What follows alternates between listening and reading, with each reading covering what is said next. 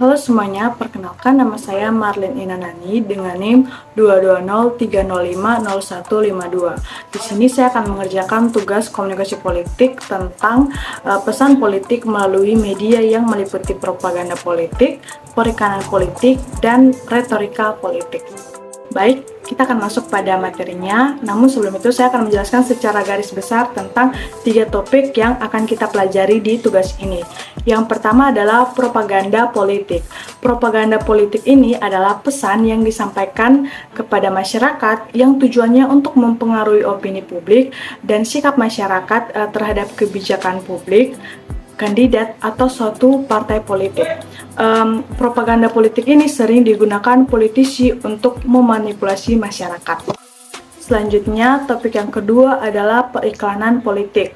Periklanan politik adalah penggunaan iklan dan promosi untuk mempengaruhi opini publik dan masyarakat terhadap suatu kandidat.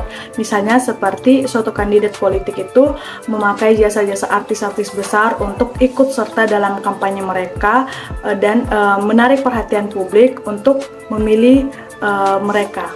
Selanjutnya adalah retorika politik. Retorika politik sendiri adalah bagaimana penggunaan bahasa dan retorika persuasif yang dimaksud adalah bagaimana suatu kandidat politik mengajak dan mempengaruhi opini publik serta masyarakat untuk berpihak kepada suatu kandidat politik. Dari ketiga topik di atas, media mempunyai peran yang sangat penting. Mengapa? Karena media ini merupakan saluran utama untuk suatu kandidat politik atau politisi menyebarkan pesan, informasi, wawancara, pidato mereka kepada masyarakat. Nah, dari pidato atau wawancara itu, masyarakat bisa menilai bagaimana suatu kandidat politik atau politisi itu menggunakan bahasa mereka dengan baik dan menjaga tutur kata mereka di publik. Dan itu juga bisa mempengaruhi opini publik untuk bagaimana publik memilih mereka dan menentukan pilihan terhadap apa yang masyarakat pilih.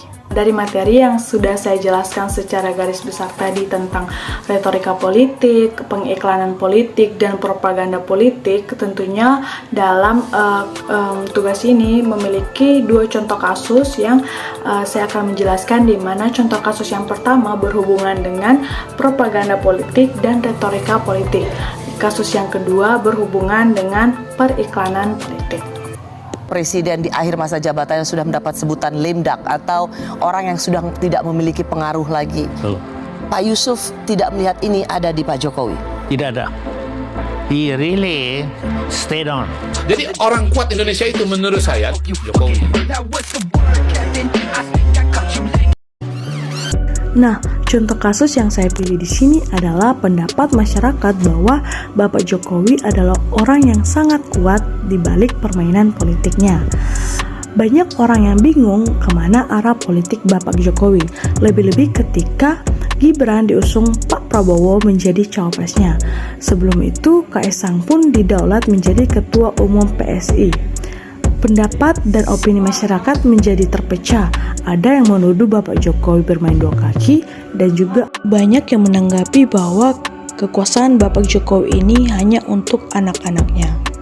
Nah, dari pemikiran-pemikiran publik tentang Bapak Jokowi ini membentuk propaganda dan retorika politik bahwa jalan dan pemikiran Bapak Jokowi tentang politik ini susah ditebak masyarakat Indonesia. Nah, contoh kasus yang kedua adalah tentang Paslon 02 yang menggunakan jasa artis-artis besar dalam memeriahkan kampanye mereka. Artis-artis besar ini juga memiliki pengaruh yang sangat besar untuk menarik perhatian publik untuk mendukung mereka dan memberi simpati kepada mereka. Apalagi artis-artis ini memiliki para fans-fans yang bisa dibilang besar di Indonesia. Ini juga akan mempengaruhi opini publik untuk memilih Paslon 02 yang dimana menurut publik kampanye-kampanye mereka ini sangat menarik perhatian. Nah, itu tadi beberapa penjelasan singkat saya tentang tugas komunikasi politik. Terima kasih.